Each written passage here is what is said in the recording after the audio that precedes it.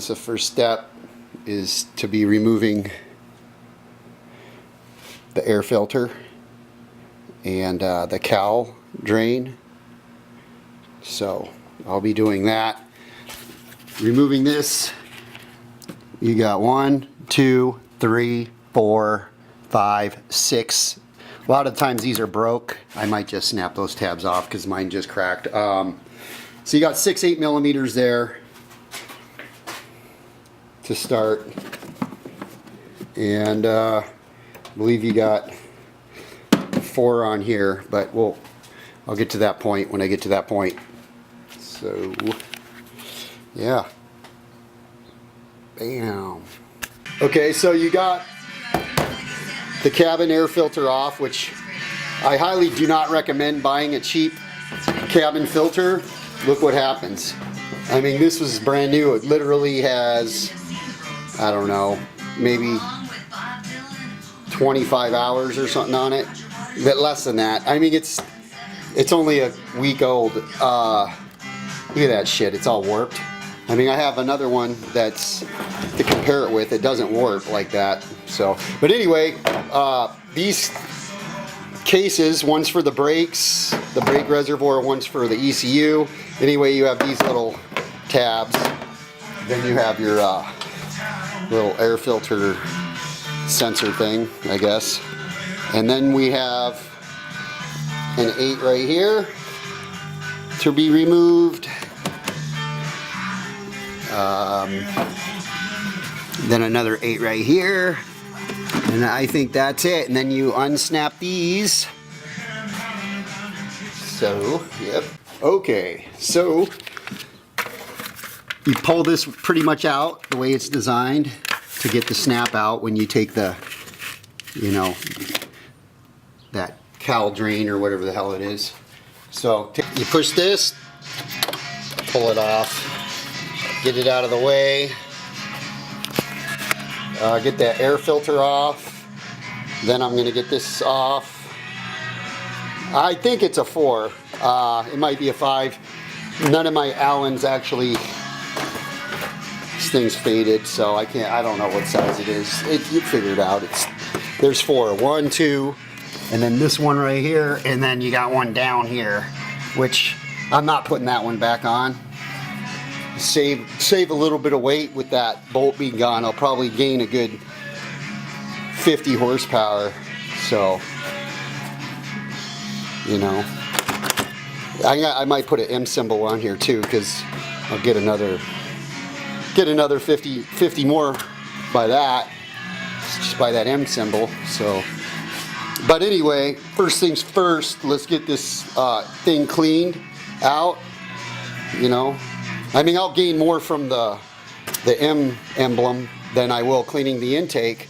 However, it's a maintenance issue that needs to be assessed. Loosen that hose clamp. Loosen this hose clamp. This is a turbo intake from your air filter. So, alright, so now you got 4 10mm to push on the actual idle breather hose and pull that off. So it's kind of a pain to do it with the camera. So you get that off. You can do it on or off. Okay, that's your idle control. There's your throttle body gasket, which I highly recommend you replacing it. And replace all your gaskets. Oh, and this, the electrical to the throttle body,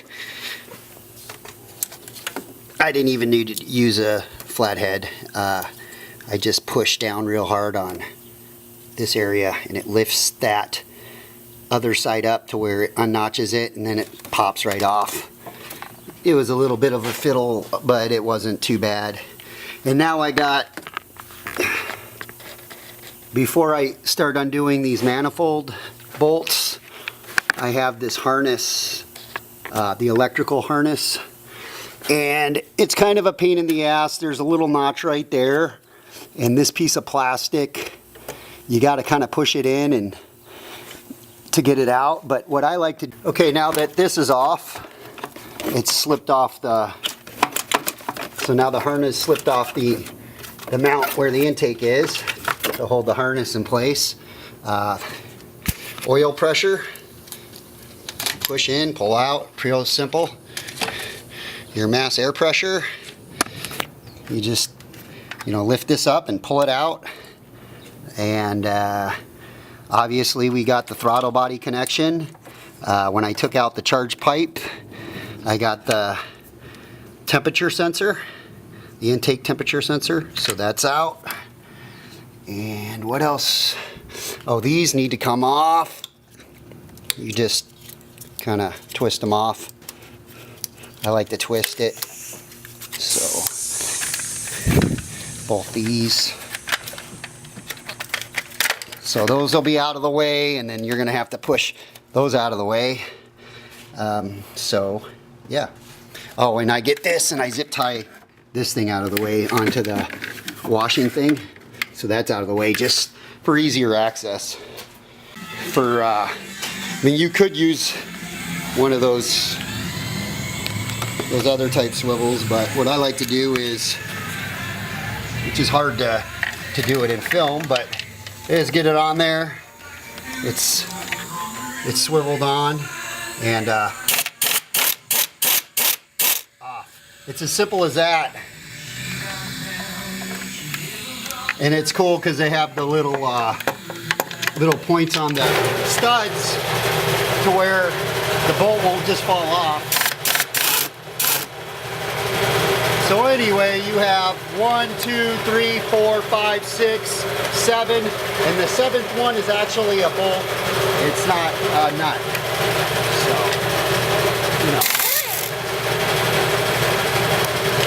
I don't even know if it's in focus. Doing it one hand, I got an SLR, so it's kind of a bulky camera, but I mean, this stuff's so cake, it's like, do it blindfolded. Ooh, I dropped one like a fucking idiot. So that's what I get for trying to film and work at the same time. And then this guy is down in here. So, yeah. Now the intake's pretty much ready to come off. Okay, that's cylinder 1.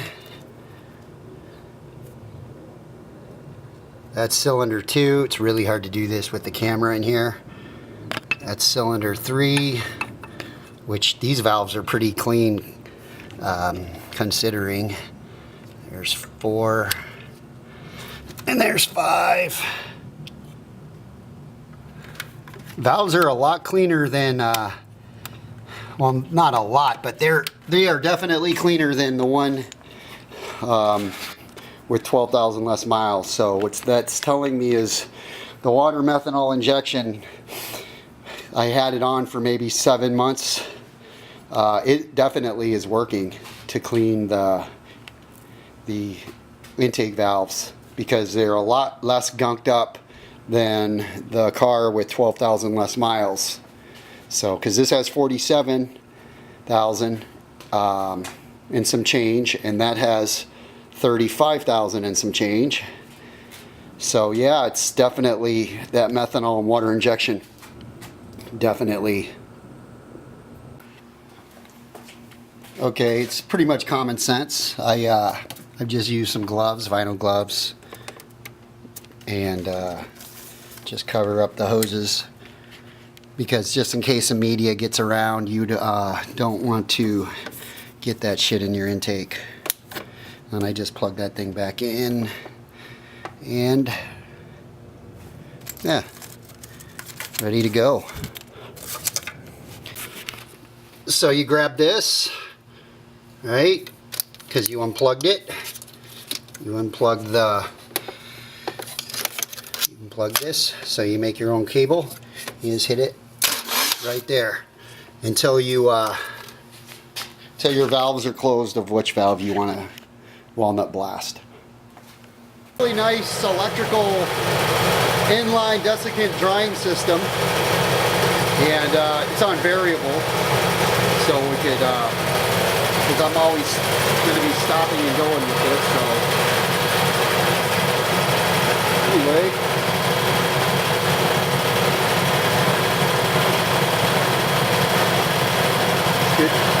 to work.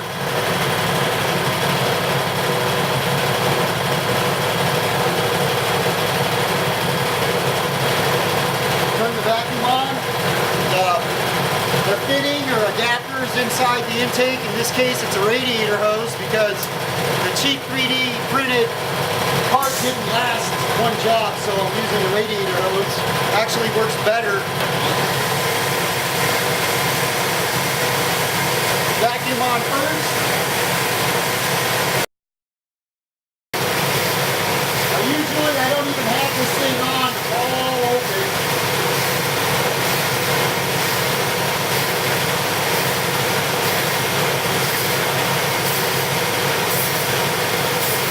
What happens? Get a little bit of walnut out of there. Before you get the hose off, just to get the residual. I still am learning this process with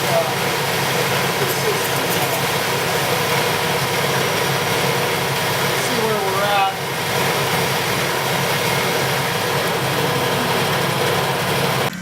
All right, it's nighttime. It took me literally all fucking day. And the reason why is because this fucking blaster is a piece of shit. I kept having to fiddle fuck around.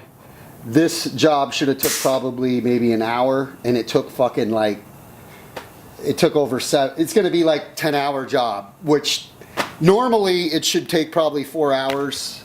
I don't know. I mean, it was a hell of a lot longer than the one I did yesterday, my 1 series. So it's just getting harder and harder. This machine fucking sucks. If it worked, I could have had this whole thing done in an hour, but you know, it's like 7 times longer because of that, because of the machine. It beat my ass. All the major shit on this car in less time than this simple fucking intake carbon cleaning job. And it's all because of the subgrade equipment. So, but anyway, it's really hard to, because the shadows.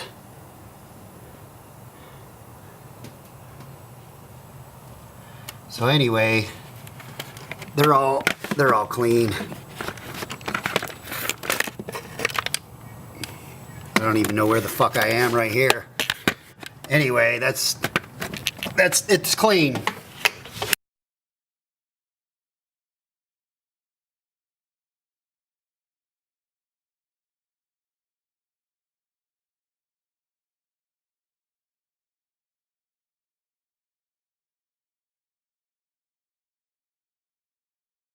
What I like to do is I like to get a crowbar, a big crowbar, and I like to jam it right in there, and then I get a big sledgehammer. Where's that sledgehammer? Right here. And I give that a few good hard whacks, and that'll teach it to come off easier. So I mean, you could just gently, you know, pull it off, but I like to do things a little bit more extreme, so that's the way to do it. The only problem with that is sometimes you crack that intake, but what the hell, you can buy a new intake. What the fuck, it's only, you know, a few $100 on eBay used, and yeah, fuck it, you know, I mean, it's fun. So anyway,